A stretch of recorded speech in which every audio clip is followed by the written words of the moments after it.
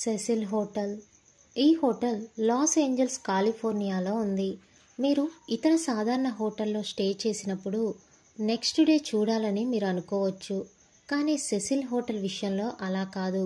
ఇది చాలా ఆత్మహత్యలు మరియు హత్యలకు హాట్స్పాట్గా ఉంది. ఈ హోటల్ 1924లో నిర్మించబడింది. కొన్ని కారణాల వల్ల ఈ హోటల్ వ్యాపార పతనానికి కారణమైంది.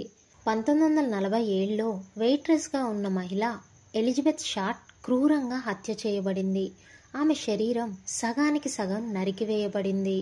1962లో పౌలిన్ ఒట్టాన్ హోటల్ యొక్క 9వ అంతస్తు నుండి, మరో మహిళ జూలియా ఫ్రాన్సిస్ భవనం 8వ అంతస్తు నుంచి దూకి చనిపోయారు. 1964లో రిటైర్డ్ టెలిఫోన్ ఆపరేటర్ అయిన గోల్డీ ఓస్గుడ్ అనే మహిళ 7వ అంతస్తులో హత్యకు గురైంది. 1985లో సీరియల్ కిల్లర్ రిచర్డ్ రామిరేజ్ ఈ హోటల్లోని ఒక గదిలో ఉంటూ 13 హత్యలు చేశాడు. ఇటీవలే 2013లో కెనడియన్ టూరిస్ట్ ఎలీసా ల్యామ్ చాలా విచిత్రమైన మరియు అనుమానాస్పద పరిస్థితుల్లో హోటల్ వాటర్ ట్యాంక్ పైకప్పుపై చనిపోయినట్లు కనుగొన్నారు.